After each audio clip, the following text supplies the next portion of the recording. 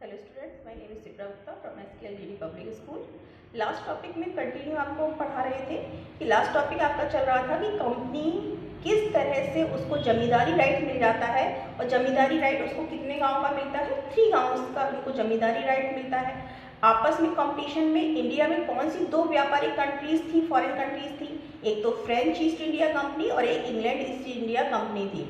इन दोनों कंट्रीज में आपस में क्या हो रहे थे, बहुत अधिक फाइट हो रहे थे। जो डुप्ले जो फ्रेंच का गवर्नर था वो भी एक पावरफुल गवर्नर था और यहाँ पर कौन था, रॉबर्ट क्लाइव, वो भी काफ़ी पावरफुल था। इस तरह से कंपनी आपस में क्या हो रही थी, फाइटिंग हो रही थी और दोनों ही कंपनीज जो थी किसी के शिप को क्या कर देती थी, किसी के शिप पे अटैक करती थी, किसी के जो सामान था गोडाउन्स होती थी उन पर अटैक करती थी। इस तरह से वो आपस में क्या कर रही थी, अटैक कर रही थी और यही वॉर क्या कहलाए, कॉर्नेटिक वॉर के नाम से जाने गए। कंटिन्यू हम करते हैं। Company pursued and the Mughal emperors Aurangzeb issue the farman duty free.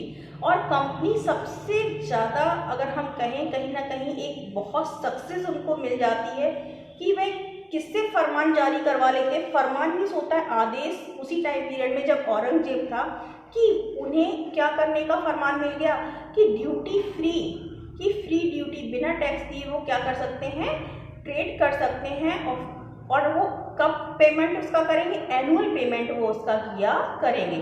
मतलब ऐसा नहीं है कि वो जहाँ जहाँ जिन जिन प्लेस से जा रहे हैं उन सभी प्लेसों पे वो टैक्स देंगे। वो एनुअल टैक्स किसको दिया करेंगे, किसको दिया करेंगे, जो दिल्ली दरबार के शासक है उनको दिया करेंगे।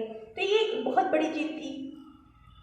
Conflict between the company and nawab. तो इस तरह से जहाँ से जैसे मान लीजिए कि जो ब्रिटिशर्स थे उन्होंने फरमान कहाँ से जारी करवाया, दिल्ली से, क्योंकि जो औरंगजेब थे वो कहाँ पर बैठते थे, उनकी कैपिटल कहाँ पर थी, दिल्ली में। लेकिन जब बंगाल के जहाँ पर वो बंगाल पर वो ट्रेड कर रहे थे, हुगली नदी कहाँ पर है, कलकत्ता में, बंगाल में।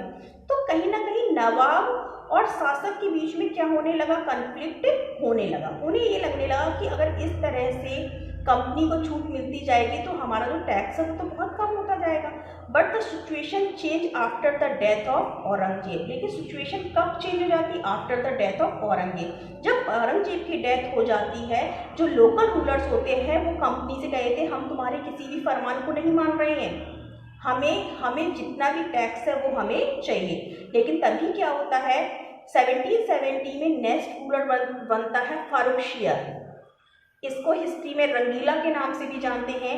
गेव द परमिशन ब्रिटिशर्स, और वह ब्रिटिशर्स को परमिशन दे देता है। They got the right to import and export goods without paying any custom duty, कि वह बिना कस्टम ड्यूटी के, बिना टैक्स के, औरंगजेब ने फरमान क्या दिया था कि ठीक है तुम ट्रेड कर सकते हो लेकिन तुम्हें ट्रेड के साथ हमें एनुअल पेमेंट करना होगा। पेमेंट कैसा करना होगा, एनुअल। तो वो तो ठीक था। लेकिन ये जो शासक था इसने क्या कह दिया कि तुम हमारा जितना भी साम्राज्य है, मुगल साम्राज्य है, उसमें कहीं पर भी तुम क्या कर सकते हो, ट्रेड कर सकते हो और विदाउट कस्टम ड्यूटी। ये तो एक ब्रिटिशर्स के लिए बहुत बड़ी जीत हो गई और हमारे इंडियन रूलर्स के लिए यहीं से हार स्टार्ट होती है। कि फारुखशियर को क्या कहा जाता है, रंगीला के नाम से जाना और कहते हैं इसको बेवकूफ़ शासक के नाम से भी, किसने परमिशन दे दी। अब मुर्शीद कुली खां उस टाइम पीरियड का बंगाल का शासक था और उसी टाइम पीरियड में बंगाल का नवाब बन जाता है। क्योंकि डेथ किसकी हो जाती है, औरंगजेब की हो जाती है, तो वह किसकी बात नहीं मानेगा, फारुखशियर की बात नहीं मानेगा। He was followed the Alivardi Khan. ये अलीवर्दी खां उस टाइम पीरियड में, औरंगजेब के टाइम पीरियड में जो शासक था, नवाब था वहाँ का, वो कौन था, अलीवर्दी खां था। वह भी कंटिन्यू मुर्शीद अली जो होते हैं वो अलीवर्दी खां को ही फॉलो करते हैं। और अलीवर्दी खां के बाद नवाब कौन बन जाते हैं, मुर्शीद कुली बन जाते हैं। अब मुर्शीद कुली की जब डेथ हो जाती है तो वहाँ का शासक बनता है सिराजुद्दौला। कौन शासक बनता है, नवाब जो बनता है वो बनता है सिराजुद्दौला। और मुर्शीद कुली खां सिराजुद्दौला को पहले ही समझा के जाते हैं कि ये जो ब्रिटिशर्स हैं वो जो हमारे इंडिया में आए, ये ट्रेड करने तो आए लेकिन ट्रेड के साथ साथ ये बहुत चालाक है, ये हमारे इंडिया पे क्या करना चाहते, राज्य भी करना चाहते। इस कारण से सिराजुद्दौला बहुत पहले से ही अवेयर हो चुका था। They refuse the grant concession to the company, और वह मना कर देते कंपनी को कि हम किसी प्रकार का कोई भी कंसेशन तुमको नहीं देंगे। अगर तुम्हें बंगाल में ट्रेड करना है तो बंगाल में तुम्हें क्या करना पड़ेगा, कस्टम ड्यूटी को पे करना पड़ेगा।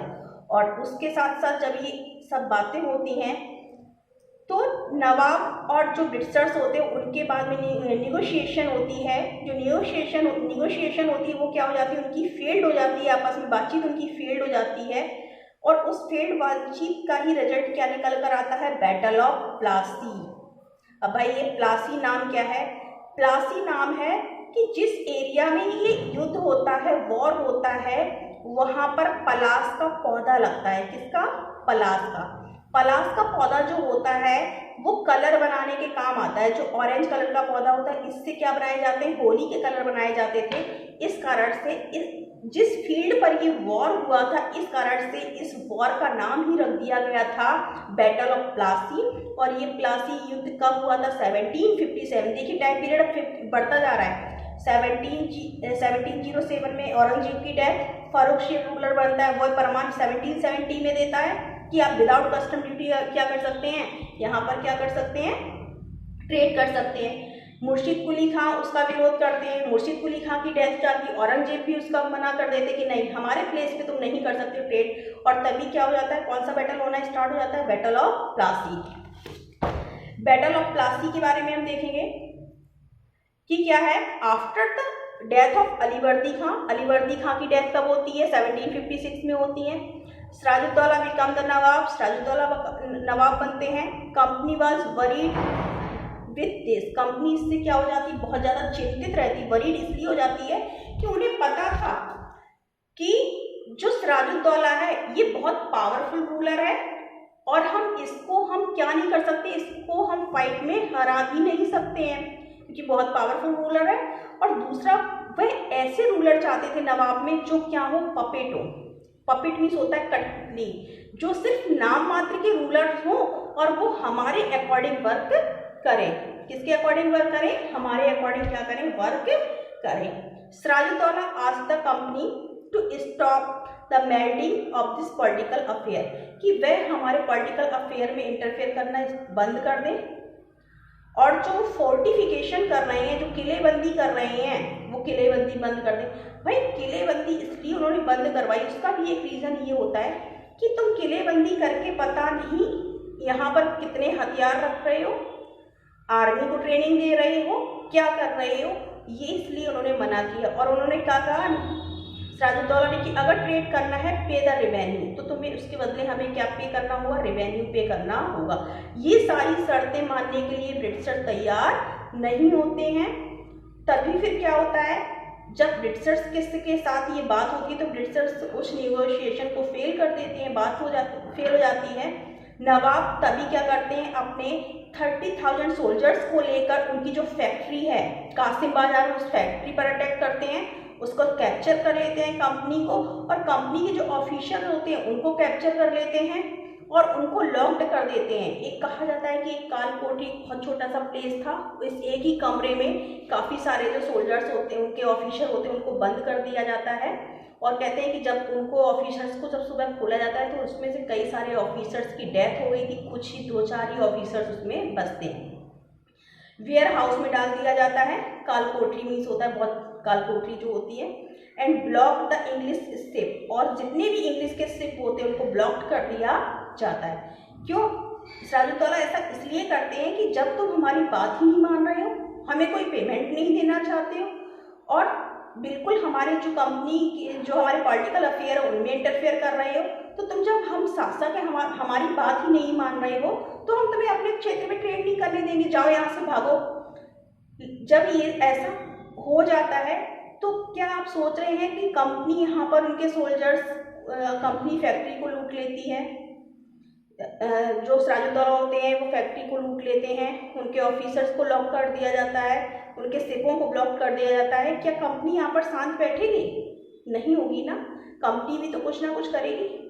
तो अब देखते हैं कंपनी, नेक्स्ट टॉपिक में हम देखेंगे कंपनी क्या एक्शन लेती है। Thank you.